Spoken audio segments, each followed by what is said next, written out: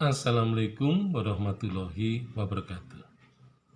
Penyajian benda budaya dalam museum bisa disajikan berdasarkan evokatif.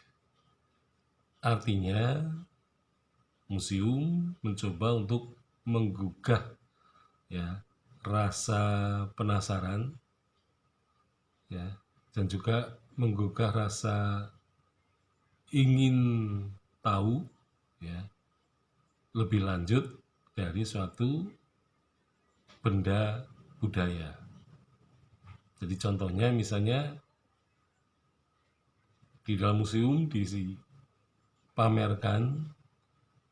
benda yang berisi misalnya mahkota-mahkota yang terbuat dari berbagai logam mulia seperti emas dan perak dan juga permata.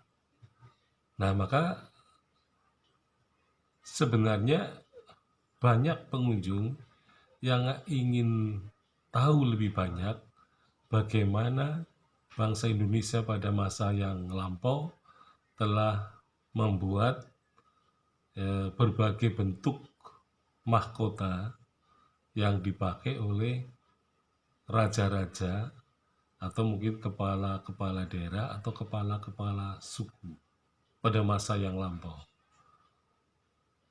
Nah, sehingga mereka ingin tahu lebih banyak mengenai mengapa mereka membuat mahkota seperti itu. Dan mengapa juga mahkota harus diberi batu permata. Bahkan mungkin jumlahnya ya cukup lumayan. Jadi misalnya yang berjumlah misalnya 8 permata. Jadi 8 permata itu menggambarkan 8 arah mata angin utama itu ya.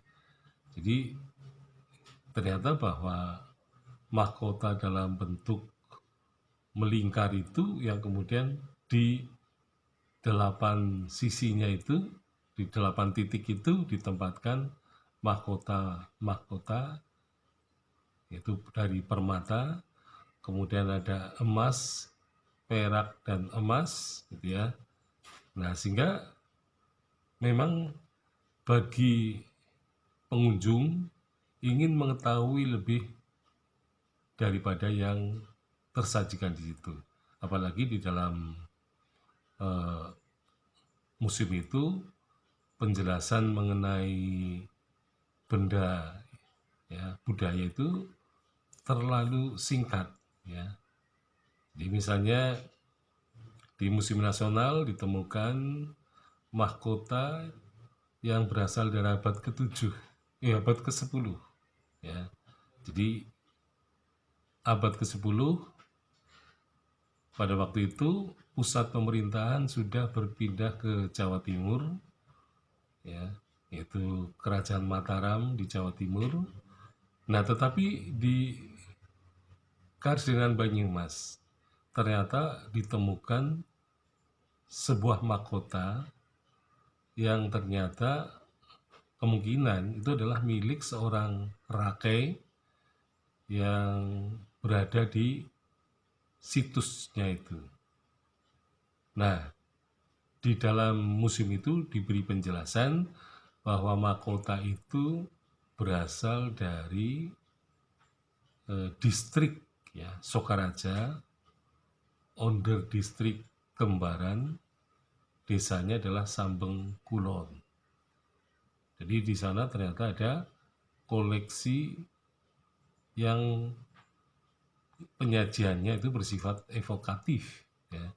Jadi orang menjadi penasaran untuk mengetahui lebih lanjut ya, terutama benda koleksi itu. Jadi abad ke-10 di Karsidenan Banyumas khususnya pada distrik Sokaraja, under distrik Kembaran dan desa Sambengkulon itu pada abad ke-10 ada sebuah mahkota yang terbuat dari emas dan kemudian ada seperti kuntum bunga ya, yang dilapisi di situ ada emas, perak emas. Nah, kemudian di depannya ada permatanya. Jadi permata yang besar itu berada di atas hidung ya, di atas hidungnya. Kemudian di sisi kepalanya itu ada, katakanlah ya, ada 7 yang lainnya. Jadi yang di belakang juga lurus ke belakang ada, kemudian di samping. Nah, jadi yang jelas ada 8 titik yang di situ ditemukan permata. Nah, ini menarik bagi para pengunjung terutama untuk bisa mengetahui lebih banyak daripada yang diinformasikan oleh para kurator museum itu. Sekian, Assalamualaikum warahmatullahi wabarakatuh.